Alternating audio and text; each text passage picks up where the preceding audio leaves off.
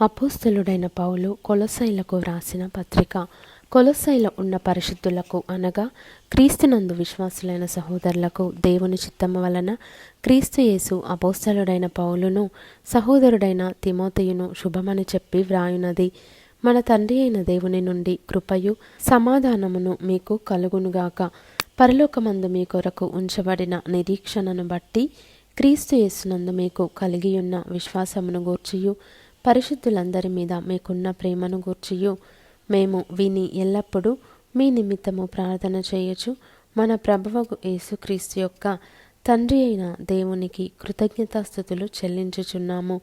మీ వద్దకు వచ్చిన సువార్త సత్యమును గూర్చిన బోధ వలన ఆ నిరీక్షణను గూర్చి మీరు ఇంతకు ముందు వింటిరి.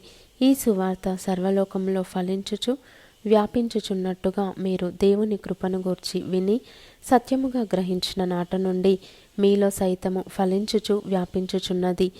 ఎపఫ్రా అను మా ప్రియుడైన తోడిదాసుని వలన మీరు ఈ సంగతులను నేర్చుకొంటిరి. అతడు మా విషయములో నమ్మకమైన క్రీస్తు పరిచారకుడు. అతడు ఆత్మయందలి మీ ప్రేమను మాకు తెలిపినవాడు. అందుచేత ఈ సంగతి వినిన నాట నుండి మేమును మీ నిమిత్తము ప్రార్థన చేయుట మానక మీరు సంపూర్ణ జ్ఞానమును ఆత్మ సంబంధమైన వివేకమును గలవారును ఆయన చిత్తమును పూర్ణముగా గ్రహించిన వారునై ప్రతి సత్కార్యములో సఫలులగుచు దేవుని విషయమైన జ్ఞానమందు అభివృద్ధి పొందుచు అన్ని విషయములలో ప్రభువును సంతోషపెట్టునట్లు ఆయనకు తగినట్టుగా నడుచుకొనవలెననియు ఆనందంతో కూడిన పూర్ణమైన ఓర్పును దీర్ఘశాంతమును కనుపర్చునట్లు ఆయన మహిమ శక్తిని బట్టి సంపూర్ణ బలముతో బలపరచబడవలెననియు తేజోవాసులైన పరిశుద్ధుల స్వాస్థ్యములో పాలివారమగుటకు మనలను పాత్రులనుగా చేసిన తండ్రికి మీరు కృతజ్ఞతాస్తుతులు చెల్లింపవలెననియు దేవుని బతిమాలుచున్నాము. ఆయన మనలను అంధకార సంబంధమైన అధికారంలో నుండి విడుదల చేసి తాను ప్రేమించిన తన కుమారుని యొక్క రాజ్య నివాసులనుగా చేసెను. ఆ కుమారుని యందు మనకు విమోచనము అనగా పాపక్షమాపణ కలుగుచున్నది. ఆయన అదృశ్య దేవుని స్వరూపి అయి సర్వసృష్టికి ఆది సంభూతుడై ఉన్నాడు. ఏలయనగా ఆకాశమందున్నవియు భూమి అందున్నవియు దృశ్యమైనవి గాని అదృశ్యమైనవి గాని అవి సింహాసనములైనను ప్రభుత్వములైనను ప్రధానులైనను అధికారములైనను సర్వమును ఆయన యందు సృజింపబడెను. సర్వమును ఆయన ద్వారాను ఆయనను బట్టియు సృజింపబడెను. ఆయన అన్నిటికంటే ముందుగా ఉన్నవాడు. ఆయనే సమస్తమునకు ఆధారభూతుడు. సంఘము అను శరీరమునకు ఆయనే శిరస్సు. ఆయనకు అన్నిటిలో ప్రాముఖ్యము కలుగు నిమిత్తము ఆయన ఆది అయుండి మృతులలో నుండి లేచుటలో ఆది సంభూతుడాయను.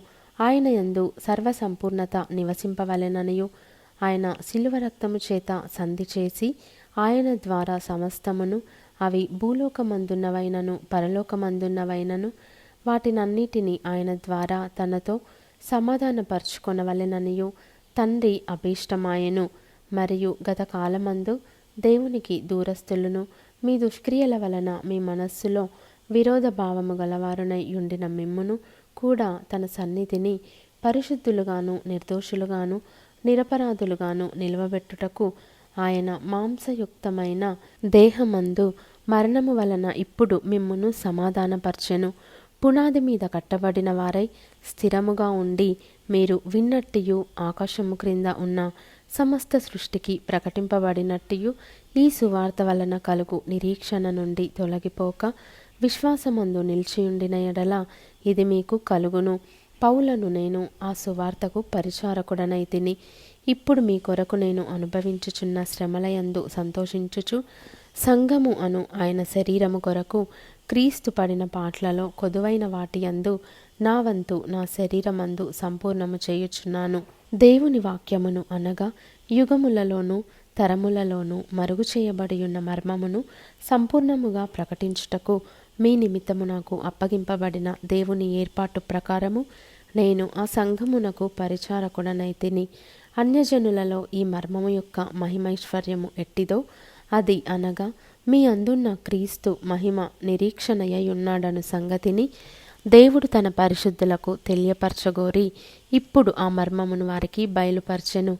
ప్రతి మనుష్యుని క్రీస్తునందు సంపూర్ణునిగా చేసి ఆయన ఎడల నిలువబెట్టవలెనని సమస్త విధములైన జ్ఞానముతో మేము ప్రతి మనుష్యునికి బుద్ధి చెప్పుచు ప్రతి మనుష్యునికి బోధించుచు ఆయనను ప్రకటించుచున్నాము. అందు నిమిత్తము నాలో బలముగా కార్యసిద్ధి కలుగజేయు ఆయన క్రియాశక్తిని బట్టి నేను పోరాడుచు ప్రయాసపడుచున్నాను.